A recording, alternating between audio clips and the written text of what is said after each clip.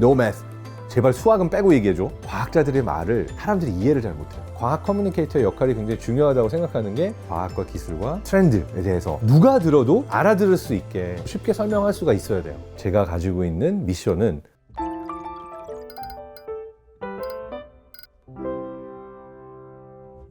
안녕하세요. 뇌과학 박사 과학 커뮤니케이터 장동선입니다. 오늘 이제 저 사람은 대체 왜 유튜브를 하는 걸까? 20년 넘게 뇌과학을 공부하고 나서 교수도 되는 게 아니고 기업에 가는 것도 아니고 왜 나와서 이렇게 방송 활동을 하고 유튜브를 하는 걸까? 이런 우려 또는 이해하지 못하겠다. 그 질문에 대한 답을 너무 잘 답해주고 있어서 팍 꽂혔던 영화가 있습니다. 바로 Don't Look Up 이라는 영화예요. Don't Look Up. 제 주변에 과학자 커뮤니티에서도 난리가 났어요. 너무 재밌었다, 유쾌했다, 웃겼다, 그러면서 뼈 때렸다. 왜 그런 반응이 나왔는지를 오늘 좀 제 개인적인 얘기랑 같이 풀어보려고 합니다. 과학자 역할을 정말 잘 연기하고 있는 게 레오나르도 디카프리오인데 저보다 더 너드처럼 훨씬 잘 연기를 해주고 있는데요. 두 과학자가 새로운 혜성을 발견합니다. 신나하는 것도 잠깐 그 혜성의 궤도를 계산해 보니까 6개월 후에 지구와 정면 충돌하는 궤도인 거예요. 과학자들은 그 순간 얼굴이 새파래졌죠. 미 항공우주국에 보고를 합니다. 그래서 미국 대통령한테까지 가고 이야기를 하는데 과학자들의 말을 사람들이 이해를 잘 못해요. 그러니까 대통령하고 딱 면담하고 얘기하는 순간 No math. 제발 수학은 빼고 얘기해줘. 아니 궤도 얘기를 하고 이 혜성이 지구랑 부딪힌다 얘기를 해야 되는데 수학을 빼고 얘기하라니까 과학자가 너무 어려워요. 실제로 과학자들이 과학자 아닌 사람들한테 설명을 잘 못해요. 사람들이 알아듣지 못할 말로 시작을 해요. 영화 보면서도 빵 터진 게 그냥 혜성이 지구랑 충돌합니다 이 얘기를 하면 되는데 그 밑밥을 깔기 위해서 우리가 어떻게 혜성을 발견하고 궤도 계산과 막 이 얘기를 하잖아요. 왜 굳이 그 얘기를 하는 거야? 라는 생각이 들었거든요. 근데 사실 저도 과학자 입장에서 우리 채널에서도 가끔 그래요. A, B, C, D를 다 얘기해줘야지만은 마지막에 결론이 나올 거다는데 시청자는 이미 다 도망갔죠. 그리고 나오는 건 딱 결론만 원하는 거죠. 그런데 마찬가지로 예능 방송에 나갔을 때도 길고 장황하지만 재밌는 얘기를 했어요.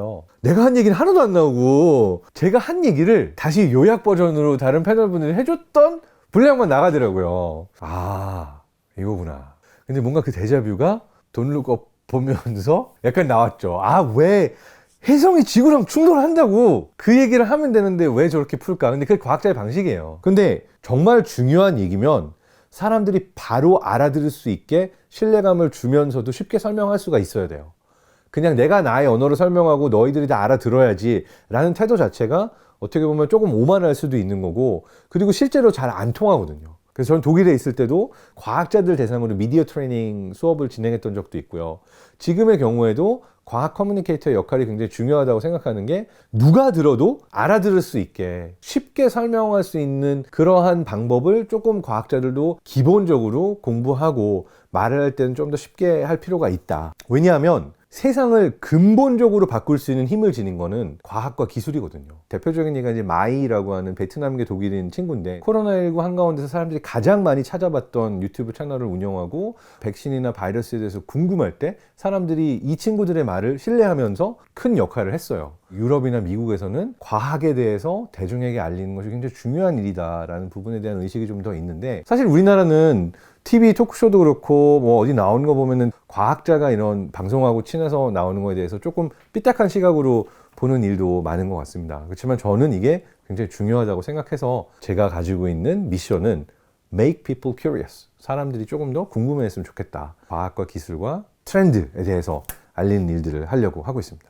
그래가지고 과학자가 일단 막 과학 내용부터 풀기 시작하니까 대통령도 그렇고 뭐 정치인들 거기 모인 군인들 다들 들으려고 하질 않습니다. 뭔 소리야 막 이러고, 혜성이 지구랑 부딪힌다고 해도 막 그럼 엄청난 쇼가 생기겠네, 유명해지셔서 좋겠습니다 이러고, 정치인들 스캔들 난 거, 당장 주식 가격 떨어지는 거 막 이런 걱정만 하고 있는 거예요. 혜성이 지구랑 부딪혀서 지구가 대위기 앞에 있는데 과학자 말을 안 믿는 거죠. 그러니까 제가 대학교 때 진화생물학 수업을 받을 때 그 수업을 진행해 주셨던 교수님이 후버트 마클 교수님인데, 나치 시절에 과학 연구들이 잘못한 거에 대해서 사과를 하고 그 역사에 대해서 정리를 하셨던 분이에요. 이런 얘기를 해주셨어요. 물고기 떼 연구를 했던 과학자들이 있는데 이 물고기 떼가 새로운 데를 가가지고 탐험하고 이런 거를 좀 무서워하는 애들이었대요. 근데 그중 하나를 빼가지고 공포를 느끼는 뇌 부위를 잘라낸 거예요. 뇌 없는 물고기를 만든 거죠. 그리고 얘를 넣었더니 얘는 공포 부위가 뇌에서 절단이 돼서 없으니까 무서움 없이 아무 데나 막 가는 거죠. 원래 숨어서 있던 이렇게 조심스럽던 행동이 사라지고 새로운 데를 향해서 막 무조건 돌진! 막 이렇게 앞으로 나아가는데 갑자기 이 물고기가 전체 물고기 떼의 리더가 되더라. 뇌 없는 물고기가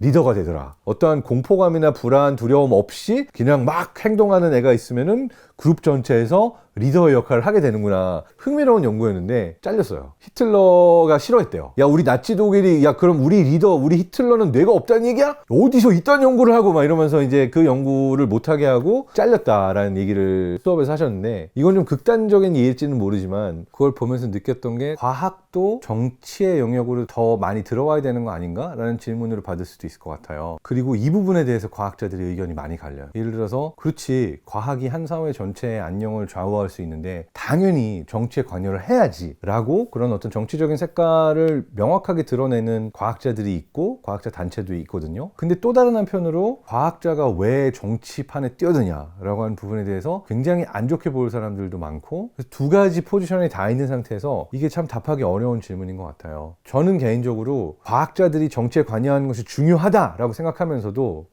과학자가 정치를 해야 되는가라는 부분에 대해서는 아니다라고 답을 하고 싶어요. 그러니까 무슨 얘기냐면 이러한 정치적인 문제들과 맞닥뜨리게 되는 포인트가 올 수도 있다라는 걸 분명하게 인지해야 될 필요가 있다고 생각을 합니다. 그러니까 예를 들어서 내가 원자력 연구를 하고 있는데 한 국가가 가지고 있는 원자력 정책과 무관할 수가 없죠. 그렇다면은 내가 과학자로서 나는 과학 연구를 할 뿐이야 라고 말하기보다는 왜 유권자들에게 중요한가를 설득해야지만 정치인의 귀가 열려요. 이 연구가 어떠한 방식으로 소통이 될 때, 그리고 어떠한 방식으로 이야기가 될 때 정치권에서는 또는 사람들이 어떻게 받아들일 것인가 라고 하는 부분에 대한 인지를 스스로 하고 있어야 과학 연구를 지킬 수 있고 이 과학 연구에 대한 내용을 보다 정확하게 전달할 수가 있다고 생각을 합니다. 또 하나 있어요. 과학 연구는 돈이 굉장히 많이 들어갑니다. 돈룩업 영화를 보면요, 이게 정치인만 나오는 게 아니라 기업인도 나와요. 막 주식이 떨어질 수 있다라는 우려도 굉장히 커지고요. 그 다음에 뭔가 사람들이 한탕 잡아서 야, 이거 엄청 그 기업에 막 주가가 오르겠는데 라는 엄청난 기대감도 올라가요. 그래서 혜성이 지구랑 충돌하는 것보다 그 주식이 떨어지거나 이 기업의 가치, 뭐 내가 좋아하는 기업이냐는 프로젝트에 대한 어떤 얘기, 그 호불호에 따라서 또 막 새로운 논쟁이 일어나고 그러거든요. 영화에 그려지고 있는 과학자들은 정치 모르겠고 뭐 기업 주식 그게 지금 중요해? 지금 혜성이 지구랑 부딪힌다는데 그게 중요해? 저는 너무나 공감이 됐어요. 당연히 중요한 얘기가 아닌데, 근데 이 뉴스를 보고 있는 대중들의 경우에는 내 주식 중요하지, 뭐 6개월 후에 그거 모르잖아, 진짜인지 아닌지. 나는 네가 해주는 말을 믿거나 말거나 이것밖에 없는데 내가 네 얘기를 왜 믿어야 되는데 라고 생각하게 되면은 내 주식이 중요할 수 있는 거죠. 그래서 이 부분에서도 역시 저는 굉장히 안타까우면서 웃픈 그런 장면이 많은 영화였지만 과학자 입장에서 이것들을 모두 다 고려해서 얘기하는 것을 배울 필요가 있다라고 생각했고요. 제가 이제 과학자로서의 생활을 10년 넘게 해외에서 하다가 한국에 들어와서는 대기업에 입사를 했잖아요. 처음 1년 동안은 뭔가 저랑 같이 있었던 다른 여러 책임 연구원들과 제 팀장님한테 되게 고문관이지 않았을까. 보통 그렇거든요. 박사 마치고 온 사람들을 회사에서 안 좋아해요. 왜냐하면 자기가 되게 잘났다고 아는 게 많다고 생각을 하고 있지만 회사에서는 쓸모없는 존재인 경우가 많아요. 회사 가면은 일단 주간 보고라는 걸 해야 되거든요. 주간 보고라는 걸 할 때 보고할 만한 건덕지가 있어야 돼요. 그리고 진짜 가치가 높다고 생각되는 거는 부회장님, 회장님한테까지 보고가 되는 거죠. 누구나 그 보고를 하고 싶어요. 근데 보통 이제 박사과정 하다가 들어온 사람들이 보고하는 방식에서는 이제 우리 위에 상관들이 생각할 때 쓸모 있는 보고가 나오질 않아요. 보고의 타이밍을 맞추기도 어려워요. 박사들 제발 좀 뽑지 마 라고 하는 그런 게 있었고, 우리가 이제 면접을 보잖아요. 면접에 같이 들어갔어요. 제가 있었던 그 팀의 팀장님이 되게 선호하는 인재가 있었단 말이죠. 근데 봤을 때 이분을 데려오면 실무에 약할 것 같은 거예요.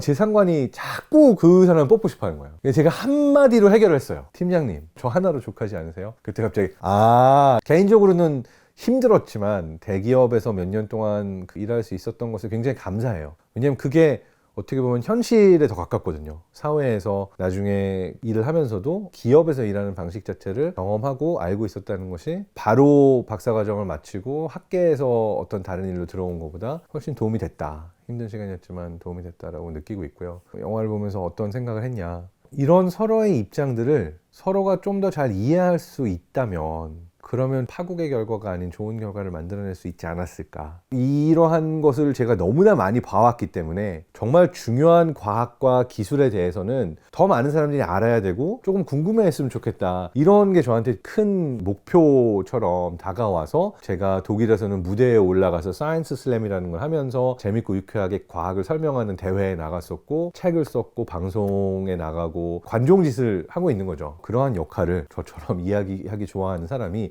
야야야 이런 것도 있어 라고 계속 이야기를 해주면 좋지 않을까 해서 이러한 직업의 길을 선택하게 됐습니다. 그래서 올 한 해 동안 열심히 유튜브를 했고요. 내년에도 더 열심히 여러분이 궁금해할 수 있는 과학과 기술 관련된 내용들을 소개할 수 있도록 해보겠습니다. 한 해 동안 저 채널을 사랑해 주시고 이 영상들을 많이 봐주셔서 감사드리고요. 새해에는 여러분의 주식 커브도 지식도 모두 다 룩업 하시기를 바랍니다. 감사합니다.